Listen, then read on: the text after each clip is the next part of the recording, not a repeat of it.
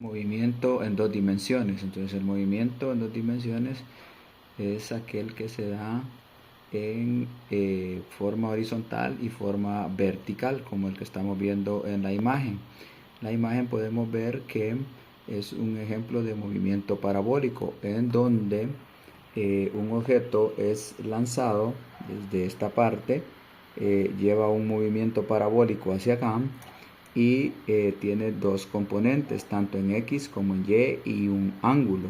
En la segunda figura nosotros podemos comprender en esta parte de acá donde va la componente en Y y va la componente en X, pero llega un momento en donde la componente en Y desaparece, aquí en este caso que es 0, y solo queda la componente en X, que va a valer igual a la velocidad que vamos a ver más adelante. Entonces la altura, esta es la altura máxima que va a alcanzar el proyectil, y luego viene en descenso hasta que llega y alcanza lo que se le conoce comúnmente como alcance.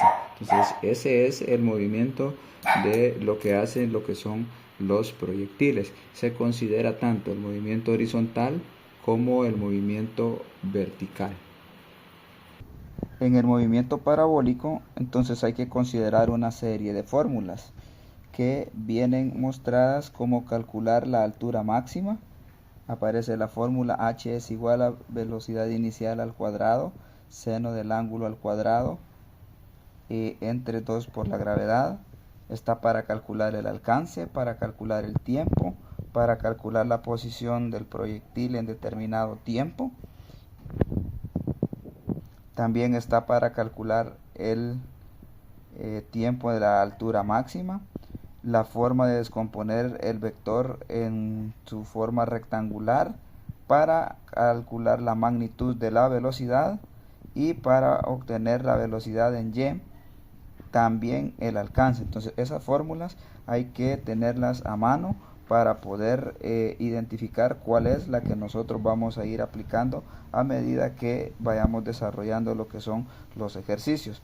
En este ejemplo nos dice que un jugador de la NFL le pega al balón con un ángulo de 37 grados con respecto al plano horizontal, imprimiéndole una velocidad inicial de 15 metros por segundo, y nos pide calcular tres cosas: el tiempo que dura la pelota en el aire, la altura máxima y el alcance horizontal. Entonces vemos la figura en donde tenemos las dos componentes, tanto la Y como la componente X, el alcance que nos está pidiendo, a ver hasta dónde llega. Tenemos el desplazamiento del vector, en este caso acá, a un ángulo de 37 grados, y la altura máxima, que es la que vamos a calcular. Entonces los datos que tenemos del ejercicio son bien sencillos: la velocidad inicial, que son 15 metros por segundo, el ángulo, que son 37 grados, y nos faltó la gravedad, que es 9.8 metros por segundo cuadrado. Entonces, para darle solución al ejercicio, primero se descompone la forma rectangular del vector en X y luego en Y. Bueno, para descomponer la velocidad inicial en X, aplicamos velocidad inicial coseno del ángulo, 15 metros por segundo, coseno de 37, y nos da 11.98 metros por segundo. Y la velocidad inicial en Y, velocidad inicial es seno del ángulo, 15 metros, seno de 37 grados, y nos da 9.03 metros por segundo. Entonces ya con esto hemos planteado el ejercicio, tenemos los datos de él, solo nos queda empezar a trabajar con lo que son los problemas que nos vienen a continuación. Entonces, primero, tiempo que dura la pelota en el aire. Para eso aplicamos la fórmula de tiempo. Allí aparece en el paquete de fórmulas: tiempo es igual a 2 por la velocidad inicial en Y entre G. Al sustituir nos queda 2 por la velocidad inicial que calculamos en la parte de arriba acá, y nos queda 9.03 metros por segundo entre 9.8 metros por segundo cuadrado, y el tiempo nos queda 1.84 segundos. Entonces ahí cancelamos los metros, ya tenemos la primera respuesta.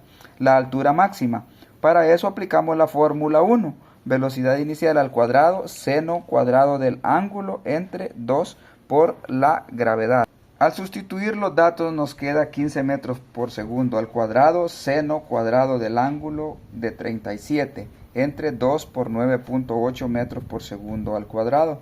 La altura sería entonces 15 metros por segundo al cuadrado por 0.6018. Recuérdese que ahí estamos sacándole seno de 37 para elevarlo al cuadrado. Entonces primero sacamos seno de 37 y ese resultado, que es 0.6018, lo elevamos al cuadrado y lo dividimos entre 2 por 9.8, que da 19.6 metros por segundo.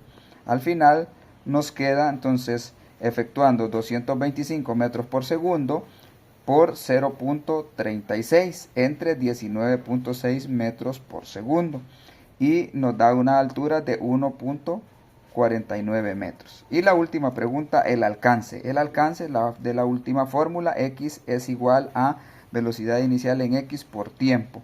Entonces la calculamos anteriormente, 11.98 que calculamos con la velocidad inicial anteriormente, y lo multiplicamos por el tiempo, que también lo calculamos en el primer paso, 1.84, y nos da un alcance de 22.04 metros. Eso es el alcance que dio el ejercicio. Entonces, para poder desarrollar este tipo de ejercicios, lo que usted tiene que hacer es sacar todo el paquete de fórmulas.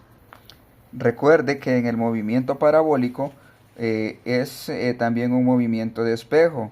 Cualquier objeto se puede convertir en un proyectil, como el lanzamiento de una pelota, por ejemplo. Ese es un ejemplo clásico de lo que es el movimiento parabólico, y existen todas estas ecuaciones que usted las tiene que tener aparte, manejarlas, saberlas para qué es, y así usted poder aplicarlas al momento de desarrollar lo que son los